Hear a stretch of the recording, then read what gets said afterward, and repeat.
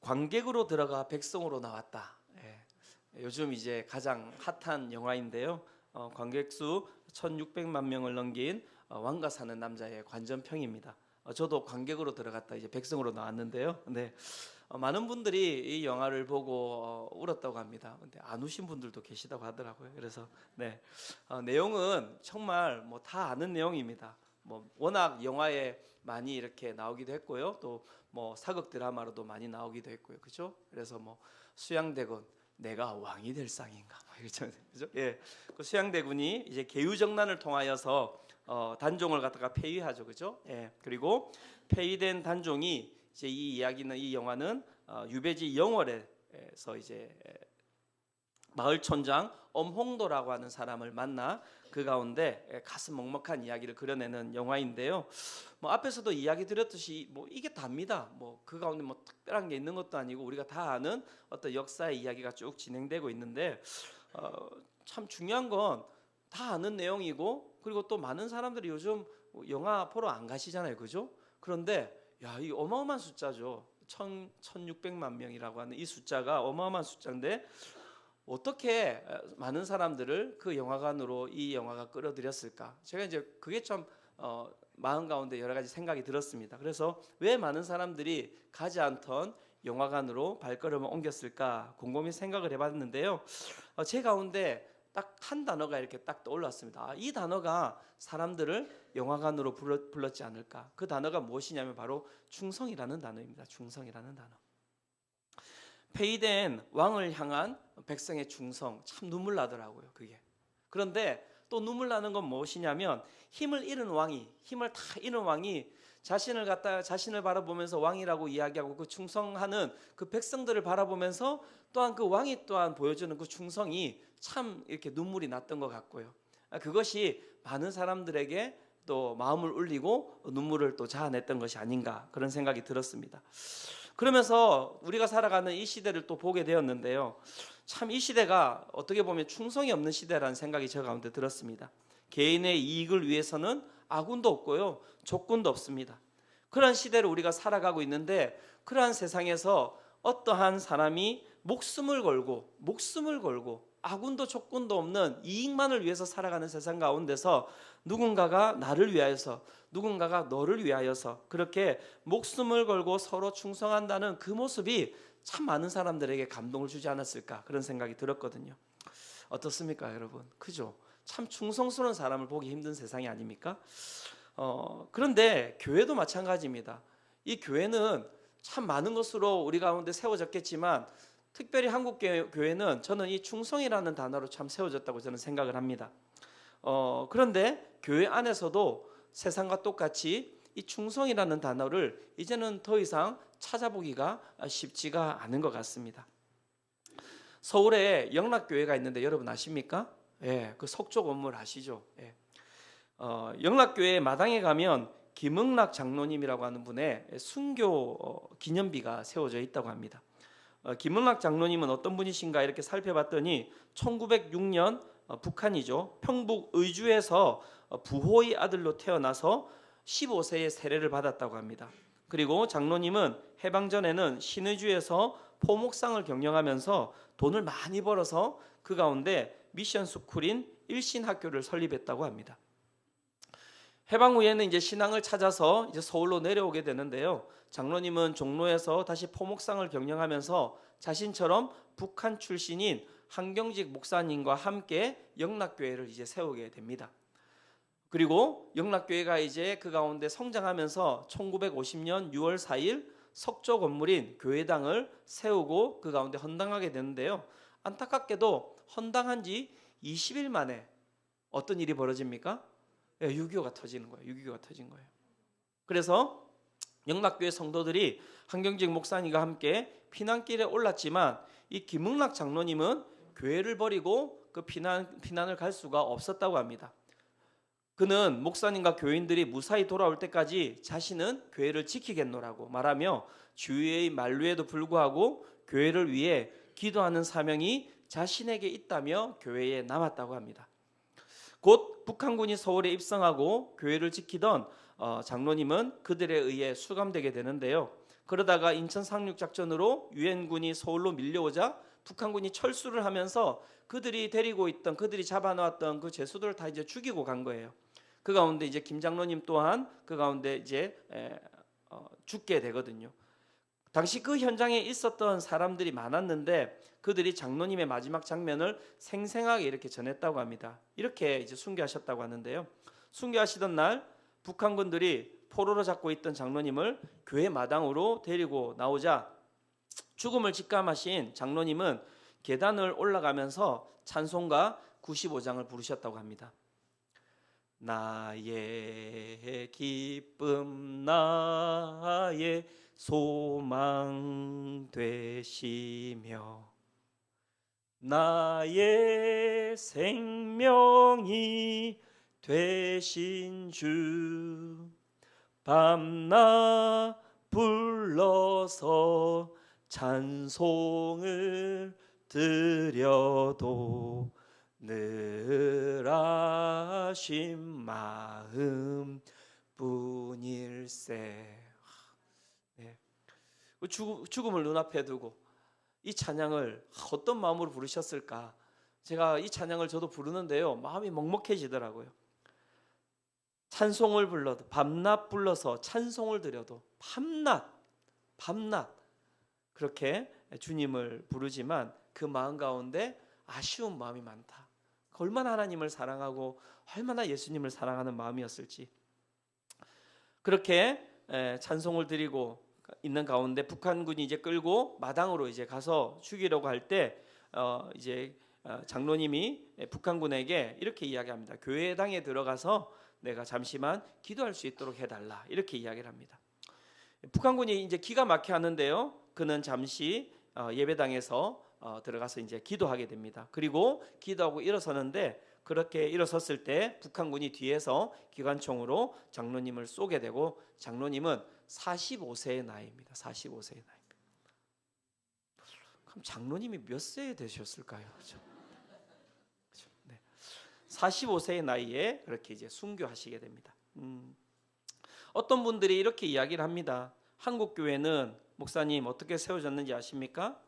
이렇게 장로님과 같은 분들의 눈물과 그 가운데 생명의 피 위에 하나님에 대한, 그리고 교회에 대한, 성도들에 대한 충성으로 세워진 것이 바로 이 한국 교회라고 이야기를 하고 있는 것이죠.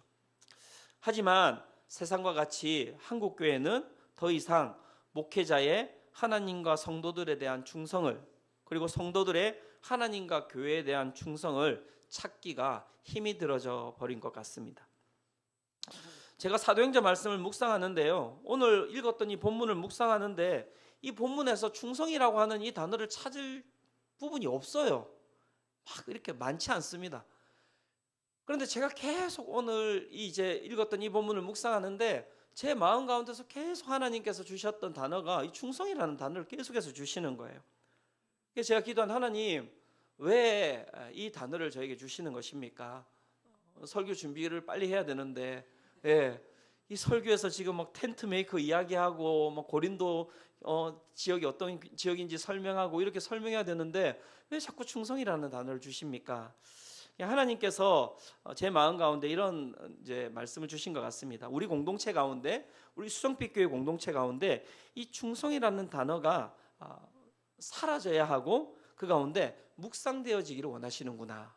그래서 오늘 저는 이 본문을 가지고 우리 성도님들과 함께 충성에 대해서 함께 묵상해 보기를 소망합니다. 그리고 정말 이 말씀을 준비하면서 제 마음 가운데 그런 생각이 들었습니다. 주님, 우리 수성빛 교회가 지금 세워져 가는데 무엇보다도 정말 그 충성이라는 단어를 통하여서 이 교회가 세워지게 하여 주시옵소서. 오늘 말씀을 통하여서 이 땅 가운데 우리가 회복해야 될 그 충성, 우리가 소망해야 될 그 충성이 무엇인지를 함께 살펴보고자 합니다. 오늘 본문을 가지고 제가 두 가지를 한번 살펴보고자 하는데요. 첫 번째, 우리가 회복해야 할 충성, 그것은 무엇일까요? 다른 것이 아니라 마음을 드리는 충성입니다. 마음을 드리는 충성. 충성이라고 하는 이 한자 여기 딱 나와 있지 않습니까? 충자는 충성 충자이고 성자는 정성 성자입니다. 충자를 잘 살펴보시면 충자가 어떻게 되어 있습니까? 위에 뭐가 있습니까? 예, 가운데 중이 있고 아래는 무엇이 있습니까? 예, 마음심이 있죠. 그래서 충성이 무엇인가라고 이야기를 할 때 이 한자가 잘 우리 가운데 설명을 해주고 있습니다. 마음의 한 가운데가 바르게 서 있는 상태가 충성이라고 이야기를 하는데요. 좀 더 다른 말로 이야기하면 마음의 중심이 흔들리지 않고 한결같이 한 곳을 향하는 것이 충성입니다. 마음이 중심이 흔들리지 않고 한결같이 한 곳을 향하는 마음, 그것이 바로 충성이다라고 이야기를 하고 있는 것이죠. 그렇다면 마음의 중심이 흔들리지 않고 한결같이 한 곳을 향하는 그러한 삶은 어떤 삶을 이야기하는 것일까요? 제가 오늘 본문을 살펴보면서 바울이 그 충성된 자임을 보게 되었는데요. 바울이 우리 가운데 너무나 좋은 모델이 되는 것입니다. 우리가 계속해서 사도행전을 살펴보고 있지만 어떻습니까? 바울이 하나님께 사명을 받고 선교 여행을 계속해서 떠나고 있는 중에 있죠. 1차 선교 여행, 그리고 우리는 지금 2차 선교 여행을 보고 있는데요. 선교 여행을 가는 곳곳마다 바울이 무엇을 당하게 됩니까? 환난과 고난을 당하게 됩니다. 그렇죠? 1차 선교 여행 때도 많은 어려움을 당했지만 2차 선교 여행 때는 훨씬 더 큰 어려움을 당하고 있습니다. 그러면 그가 그 가운데서 어떤 어려움을 당하고 있는지 한번 살펴볼 필요가 있겠죠. 그죠? 그 부분에 대해서 바울이 고린도후서 11장 23절에서 27절에 자신이 어떤 환난을 당하고 있는지에 대해서 설명해 주고 있는데요. 한번 이렇게 보시기 바랍니다. 제가 한번 읽어 드리겠습니다. 그들이 그리스도의 일꾼이냐 정신없는 말을 하거니와 나는 더욱 그러하도다. 내가 수고를 넘치도록 하고 옥에 갇히기도 하고 더 많이 하고 매도 수없이 맞고 여러 번 죽을 뻔하였으니 유대인들에게 40에서 하나 감한매를 5번 맞았으며 3번 태장으로 맞고 1번 돌로 맞고 3번 파선하고 일주야를 깊은 바다에서 지냈으며 여러 번 여행하면서 강의 위험과 강도의 위험과 동족의 위험과 이방인의 위험과 시내의 위험과 광야의 위험과 바다의 위험과 거짓 형제 중의 위험을 당하고 또 수고하며 애쓰고 여러 번 자지 못하고 줄이며 목마르고 여러 번 굶고 춥고 헐벗었노라. 하나님을 믿는 자, 하나님을 사랑하는 자, 하나님의 복음을 가지고 전하는 자라고 한다면 여러분 어떻게 해야 됩니까? 우리가 가지고 있는 생각은 잘 돼야 되는 것 아닙니까? 막 형통해야 되는 것 아닙니까? 그 가운데 어떤 고통도 없어야 되고 어떤 환난도 없어야 되고 어떤 어려움도 없어야 되는 것 아니겠습니까? 그런데 바울이 그렇게 이야기하지 않고 있습니다. 내가 하나님께 내 모든 것을 드리고 그분의 말씀에 순종하며 충성되이 나아가는데 그 가운데 벌어지는 일들은 무엇입니까? 환난과 고난과 고통밖에 없다는 것이죠. 제가 이제 바울의 이 고백을 보면서 그런 생각이 들었습니다. 야, 이 정도 고통이 다가온다면 그것이 한 번이 아니라 계속 이야기하지 않습니까? 자기가 그 가운데 여러 번 한 번이 아니라는 것이죠. 계속해서 그런 고난과 환난과 고통이 자기 가운데 다가왔다고 이야기를 하는 것이죠. 그렇게 제 가운데 다가왔다면 저는 그렇게 하나님 앞에 이렇게 물었을 것 같습니다. 하나님 일을 하잖아요. 하나님의 사역을 하잖아요. 그런데 왜 이렇게 저한테 고통을 많이 주십니까? 왜 이렇게 남들보다 더 큰 고난을 주십니까? 왜 저만 이렇게 유별나게 하나님을 믿어야 합니까? 아무도 이렇게 안 하는데 라고 저렇게 기도했을 것 같아요. 네. 그런데 이런 상황 가운데서 바울은 저와 같은 마음을 가지고 있지 않았던 것 같습니다. 그의 하나님에 대한 마음, 예수 그리스도에 대한 그 충성의 마음을 사도행전 20장 24절이 잘 표현하고 있는데요. 이렇게 이야기하고 있습니다. 같이 한번 읽어볼까요? 자, 시작. 내가 달려갈 길과 주 예수께 받은 사명 곧 하나님의 은혜의 복음을 증언하는 일을 마치려 하면은 나의 생명조차 조금도 귀한 것으로 여기지 아니하노라. 아멘. 그가 무엇조차 조금도 귀한 것으로 여기지 않는다고요?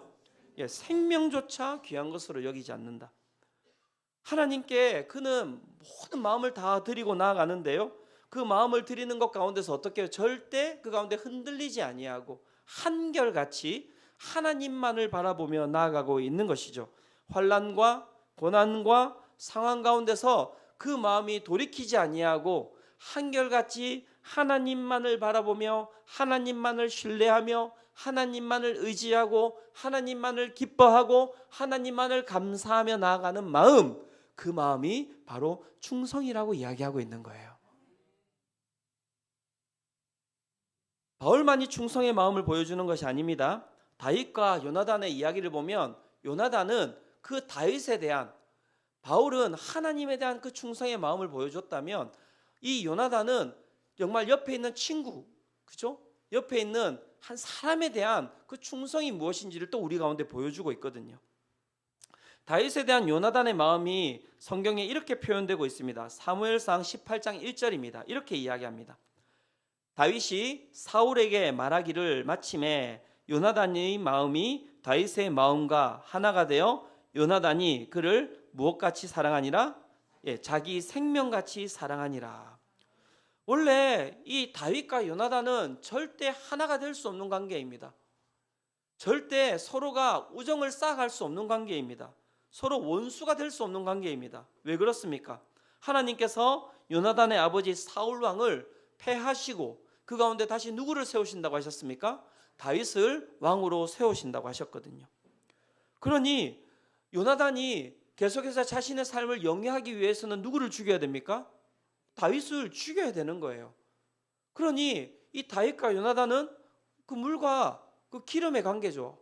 그 가운데 같이 있을 수가 없는 관계인 것이죠.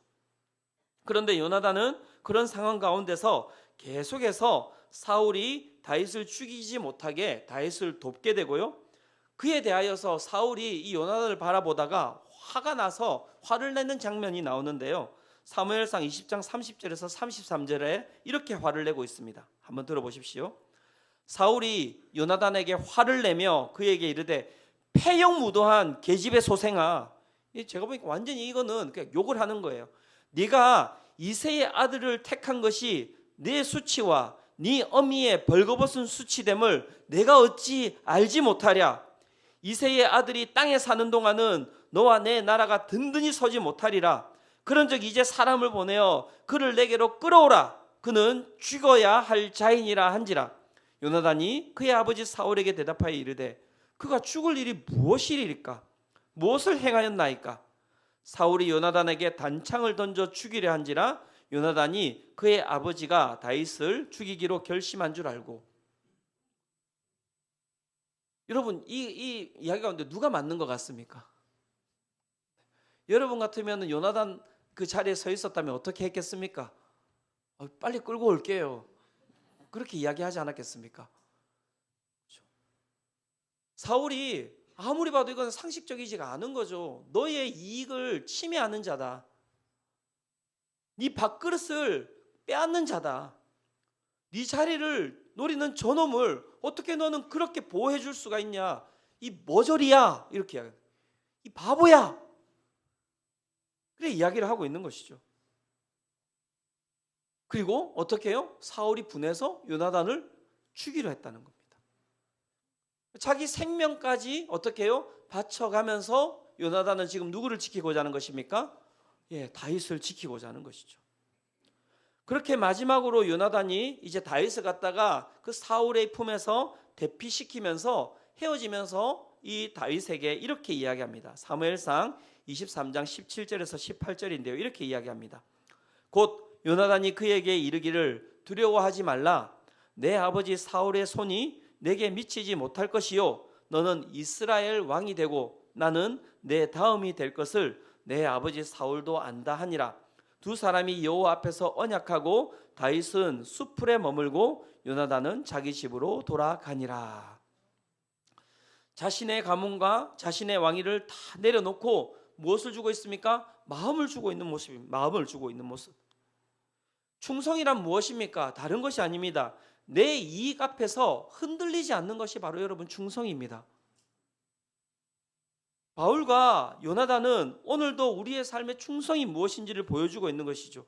고난과 환난 가운데서 수많은 상처와 고통 가운데서 그리고 내 삶의 직접적인 손해 가운데서도 흔들리지 않고 한결같은 마음을 줄 수 있는 것, 그것이 무엇입니까? 바로 충성이라고 이야기를 하고 있는데요. 사랑하는 성도님들, 충성되이 살아가고 계십니까? 나는 누군가에게 충성스러운 사람입니까? 하나님에게 나는 어떤 사람입니까? 나는 내 가족에게, 나와 함께 살아가는 사람들에게 나는 어떤 모습으로 살아가고 계십니까? 이 땅에 가정이 많이 깨어지고 있습니다. 이 땅에 교회도 많이 깨어지고 있습니다. 제가 곰곰이 생각해 봤는데요. 왜 이렇게 가정이 많이 깨어질까?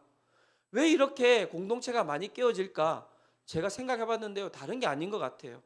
더 이상 우리가 서로에게 충성하지 않기 때문에, 마음을 더 이상 주지 않기 때문에, 그 가운데 그렇게 내 가운데 환난이 다가오고 고통이 다가오고 어려움이 다가오면 그냥 빨리 끝내야 되는 거예요. 내 자신의 이익이 더 침해되기 전에 그냥 빨리 끝내버려야 되는 것이 오늘을 살아가고 있는 우리 현대인들의 모습 아닙니까? 목회자도 마찬가지고요. 교회 가운데서 자신의 얼마나 이익으로 살아가고 있습니까? 저는 이게 모든 분이 다 틀렸다고 생각하지는 않는데요. 어떤 목사님들은 그 가운데서 몇 년 동안 열심히 하다가 어느 순간 교회가 성장 안 하면요, 그 다음에 더 큰 데로 일명 점프라고 합니다. 점프. 그 교회 놔두고 다른 큰 교회로 점프해 가는 것, 그것을 목표로 삼는 목사님들이 있대요. 제가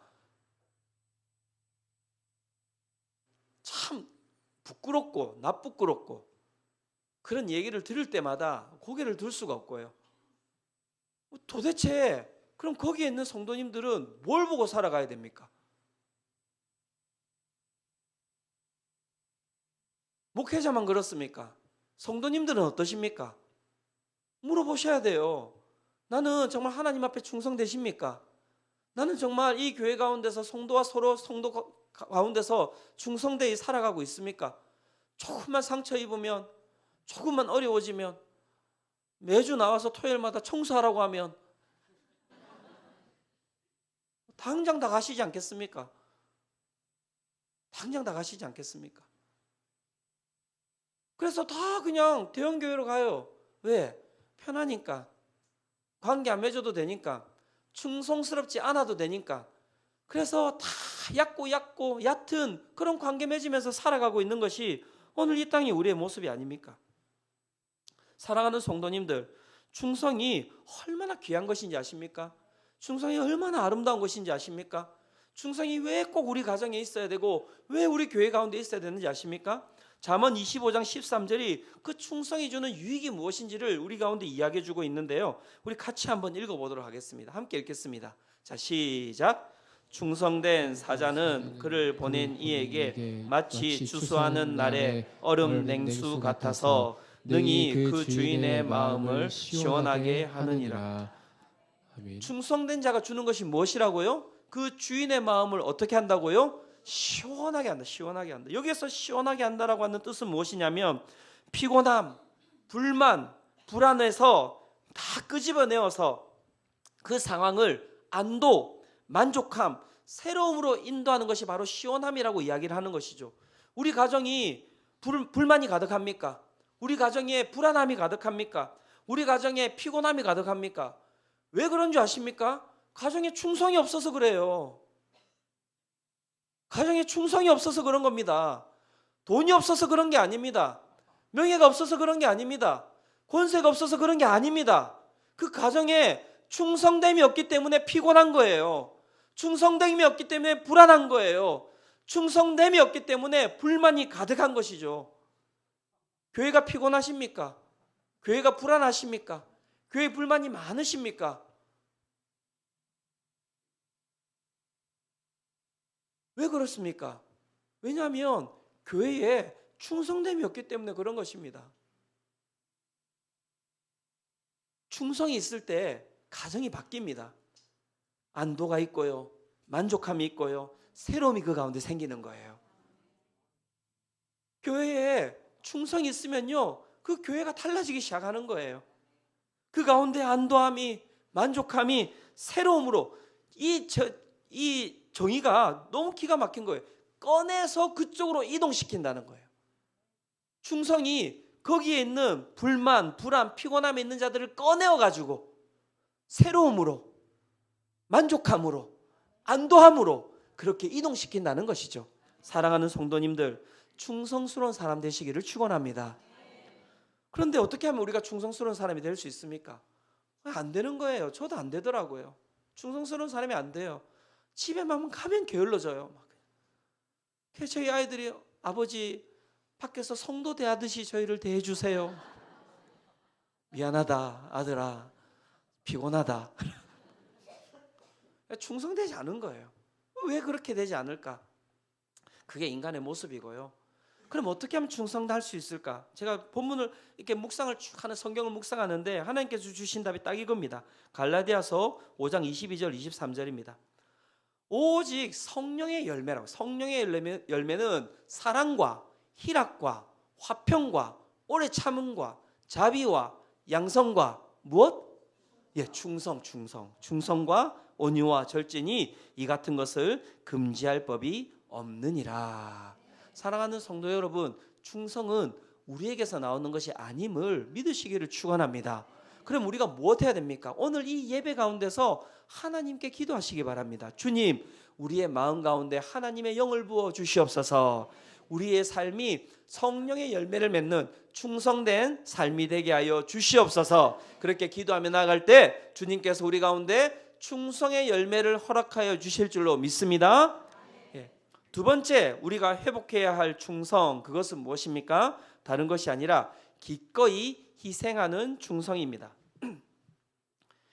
이 마음을 드리는 충성은요, 반드시입니다. 반드시. 이 마음을 드리는 충성은 반드시 기꺼이 희생하는 충성으로 연결되게 되어 있어요. 여기서 이 기꺼이라고 하는 단어는 무슨 뜻이냐면 기쁘게, 흔쾌히, 마음에 내키는 이런 뜻을 가지고 있는데요. 이 마음을 드리는 충성은 반드시 기쁘게, 흔쾌히 내 마음에 내키어서 희생하는 충성으로 연결된다는 것입니다. 우리가 앞에서 보았던 바울의 예, 요나단의 예, 또 오늘 본문에 나오는데요, 아굴라와 브리스길라라고 하는 사람들의 예를 살펴보시면 이 말씀이 진리인 것을 우리는 알게 됩니다. 먼저 바울의 그 충성을 한번 볼까요? 바울이 예수 그리스도에 대해서 충성하지 않습니까? 마음을 들였지 않습니까? 그런데 그것이 무엇과 연결되는지 보십시오. 사도행전 20장 24절입니다. 이렇게 이야기합니다. 내가 달려갈 길과 주 예수께 받은 사명 곧 하나님의 은혜의 복음을 증언하는 일을 마치려 하면은 무엇도 조금도 귀한 것으로 여기지 않고 나의 생명조차 조금도 귀한 것으로 여기지 아니하노라. 마음을 드리는 충성이 무엇으로 나아갑니까? 기꺼이 희생하는 충성으로 나아가는 것이죠. 나의 생명조차 어떻게 해요? 조금도 귀한 것으로 여기지 않는다. 기쁘게 드리는 거예요. 흔쾌히 드리는 것이죠. 마음에 내키는 것으로 그렇게 하나님께 드리고 있는 것이죠. 그렇죠? 그런데 바울뿐만이 아닙니다.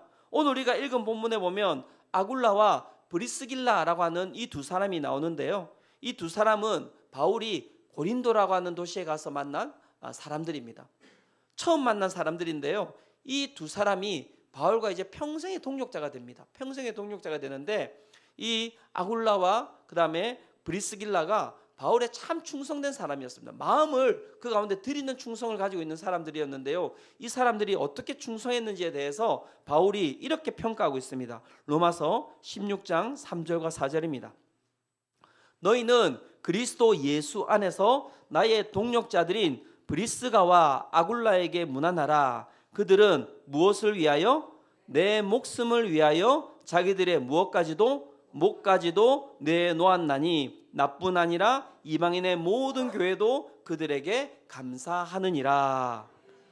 어떻게 하고 있습니까? 그들이 어떻게 했다고요? 브리스길라와 아굴라가 어떻게 했다고요? 내 목숨을 위하여 자기들의 무엇을 내놓았다는 것입니까? 자기들의 목숨을 내어놓았다, 이렇게 이야기하는 것이죠. 어떻게 해요? 기꺼이. 다윗과 요나단 가운데서 요나단의 충성도 마찬가지입니다. 사무엘상 20장 17절 다윗에 대한 요나단의 사랑이 그를 다시 맹세하게 하였으니 이는 무엇을 사랑함 같이? 자기 생명을 사랑함 같이 그를 어떻게 하였더라? 사랑함이었더라. 자기 생명을 바쳐서 어떻게 해요? 충성하는 모습이 보이는 것이죠. 마음을 드리는 충성은 기꺼이 희생하는 충성으로 반드시 연결되게 되어 있는데요. 왜 그런지 아십니까? 왜 우리는 기꺼이 희생할 수 있는 충성으로 나갈 수 있는지 아십니까? 다른 게 아니라 내가 마음을 드렸던 그분 가운데 그분의 기쁨이 내 기쁨이 되는 거예요. 그래서 그분이 원하는 것이라고 한다면, 내가 하나님께 내 마음을 드리는 충성을 가지고 나갔다면, 하나님이 원하시는 것이라고 한다면 내가 무엇이든지 다 감내할 수 있는 거예요. 그게 여러분 마음을 드리는 충성이 무엇으로요? 기꺼이 희생하는 충성으로 바뀌는 과정인 것입니다. 우리가 사람에 대해서도 마찬가지입니다. 내가 누군가에게 정말 마음을 드리는 충성을 한다면요, 그것으로 끝나지 않습니다. 반드시 행동으로 바뀌게 되어 있습니다. 반드시 행동으로 바뀌게 되어 있습니다. 제가 수색대 출신입니다. 수색대. 예. 제가 38선 안에 들어갔던 사람입니다. 네. 제 이야기를 하고자 하는 건 아니고요. 네. 군대에는 특수부대가 있습니다. 특수부대는 들어갈 때 어떻게 해요? 국가에 충성을 다하는 마음을 갖다가 국가에 다 주고 어떻게 해요? 그 가운데 특수부대에 들어가죠. 그래서 그 특수부대에 들어간 사람들 가운데 여러분 그 작전을 나가면 어떤 일이 벌어지는 줄 아십니까? 제일 어렵고 제일 힘들고 그 가운데 생명이 가장 위태한 작전 가운데 어떻게 해요? 특수부대들이 이렇게 1, 2, 3, 4 소대 이렇게 있으면 그 가운데 서로 싸운대요. 왜 싸울까요? 서로 가기 싫어서 싸울까요? 네, 서로 가려고 싸웁니다. 서로 가려고. 자기들이 먼저 들어가겠다고. 거기가 아무도 들어갈 수 없는 곳이냐? 거기가 생명을 바쳐야 되는 곳이냐? 거기가 정말 모든 사람들이 다 기피하는 곳이냐? 그렇다면 우리가 들어가겠다고. 우리가 들어가겠다고. 서로 싸운대요. 그게 기쁨이거든요. 기쁨이거든요. 그 기쁨을 누려보셨습니까? 그 기쁨을 누려보셨습니까? 제가 하나님께 마음을 드렸지 않습니까? 그래서 제가 즐겁게 기쁘게 하나님께 모든 것들을 드리며 살아가고 있어요. 제 딸하고 어느 날 같이 이제 병원에 갈 일이 생겼는데요. 딸이 저한테 이렇게 물어보는 거예요. 아빠, 왜? 아빠는 왜 일하는 대로 돈을 못 벌어? 이렇게 물어보는 거예요. 아빠 일 많이 하잖아. 어쨌든 집은 그냥 자는 곳이거든요. 저한테는 눈 뜨면 나오고 눈 감으면 자고 뭐 이렇게. 네. 이제 딸이 보기에는 뭐 이상한 거죠. 뭐 자기도 이제 고3이니까 아빠의 수입도 어느 정도 되는지 알 거고. 그러니까 자기는 항상 이상하게 생각하는 거예요. 아빠 왜 아빠는 일하는데 그렇게 일하는데 그거밖에 못 받아? 그렇게 이야기를 하는 거예요. 제가 뭐라고 이야기했겠습니까? 눈물을 흘리면서 맞다. 네가 어떻게 알았노? 이러면서 막 사투리 나오고 막 이렇게 그렇게 했습니까? 제가 그렇게 이야기해 줬습니다. 딸한테. 아빠가 하는 일은 그런 일이 아니야. 아빠가 하는 일은 일한 대로 돈을 받는 일이 아니야. 그것을 성경에서는 사꾼이라고 이야기해. 사꾼이 나쁜 게 아니에요, 여러분. 일한 대로 돈을 받는 거예요. 그런데 저는 일한 대로 돈을 받는 사람이 아니에요. 그렇게 하면 사꾼 목사가 되는데 목사는 사꾼이 되면 큰일 나요. 그러면 저는 뭐 하는 사람입니까? 저는 하나님이 기뻐하시는 곳에 가서 일하는 사람이에요. 삭과 상관이 없죠. 그래서 하나님이 텃밭 주시니까 텃밭 가서 일하고요. 물 주고요. 삽질하고요. 아멘. 감사합니다, 권사님. 그냥 기쁘게 하는 거예요. 기쁜 거예요. 기쁜 거예요. 어떻게 하면 하나님이 주신 이 공간을 아름답게 만들고, 어떻게 하면 성도들이 탁 들어왔을 때 교회가 정말 이 안에 어떻게 교회가 있지? 참 좋네. 제가 지금 다음 주 또 이번 주 토요일 날 또 결혼식 있는데 잔디가 안 자라가지고 제가 갈 때마다 주여 자라게 하여 주시옵소서. 어떻게 하면 얘를 자라게 할까? 네. 제가 막 보면서 막 짜증나면서 이걸 갖다 콘크리트로 덮어버려? 그렇게 하겠냐고요. 그렇죠? 하나님께 마음을 드리고 난 이후에 저에게 다가오는 모든 것은 다 기쁨이에요. 기쁨이에요. 그리고요, 그게 기쁨으로 끝나는 줄 아십니까? 그렇게 끝나지 않습니다. 사랑하는 성도 여러분, 기꺼이 희생하는 그 충성 가운데서는 무엇이 따라오냐면 영광이 따라옵니다. 영광이 따라옵니다. 영광스러움이 생기는 거예요. 그래서 보시면은 그 이순신 장군도 여러분 충성스러운 사람 아니었습니까? 아무도 가지 않는 그 전쟁 가운데 자신이 들어가서 자신의 목숨을 바쳐서 그 가운데 나라를 구했죠. 그래서 강함은 그 중간에 있는 거예요. 그래서 강함은 중간에 있는 거예요. 그런데 가라고 했더니, 왕이 가라고 했더니, 아우 저 말고 딴 사람 가면 안 될까요? 막 이순신 장군이 저 칼을 뺐는데 칼이 안 나오네요. 뭐 이러면서 뭐 그랬다면 뭐가 있겠습니까? 아무것도 없는 거예요. 기꺼이 희생하는 충성이 없이는 영광도 없는 것입니다, 여러분. 왕과 사는 남자에 어몽 돌아가는 사람이 나오지 않습니까?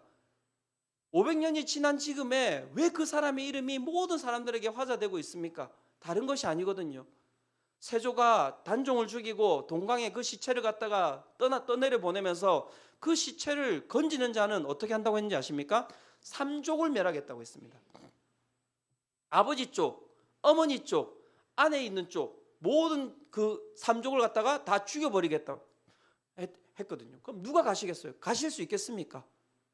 그런데 그가 무엇입니까? 충성의 마음으로 어떻게 해요? 그렇게 가서 그 단종의 시체를 건져오지 않습니까? 스포일러 해버렸네요. 안 보신 분들. 네.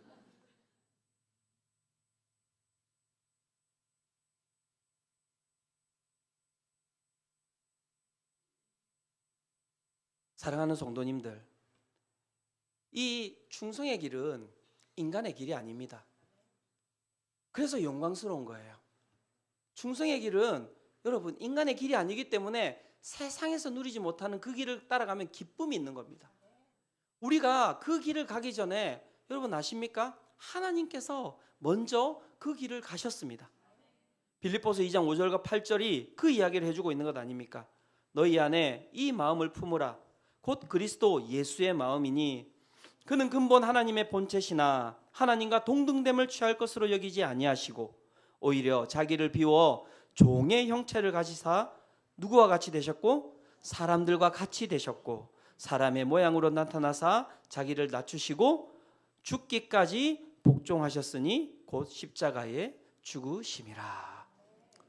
하나님께서 인간들이 마음을 바라지도 않는데요, 인간에게 마음을 다 주셨어요. 하나님이 먼저 충성하셨어요. 그리고 그 가운데 기꺼이 우리를 위하여서 자신의 그 생명을 바쳐서 우리를 구원하여 주신 줄로 믿으시기를 축원합니다. 그래서 그 충성의 길을 가는 자들은 하나님을 만나게 되고요, 그 충성의 길을 가는 자들 가운데는 하나님의 영광이 거하게 되는 것이고요, 그 충성의 길을 가는 자들의 삶에는 여러분 세상이 주지 못하는 기쁨이 항상 거하게 될 줄로 믿으시기를 축원합니다. 결론을 맺고자 합니다.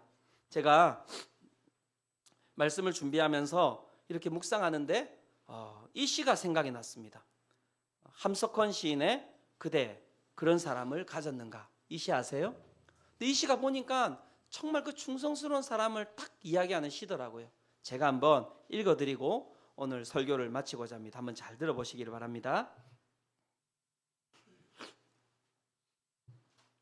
말리길 나서는 길 처자를 내맡기며 맘 놓고 갈만한 사람, 그 사람을 그대는 가졌는가?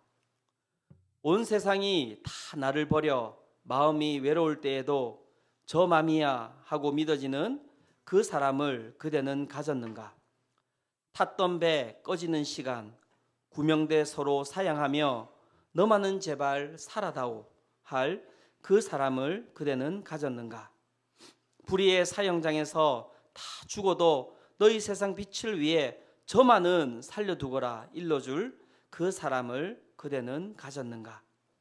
잊지 못할 이 세상을 놓고 떠나려 할 때 저 하나 있으니 하며 빙긋이 웃고 눈을 감을 그 사람을 그대는 가졌는가?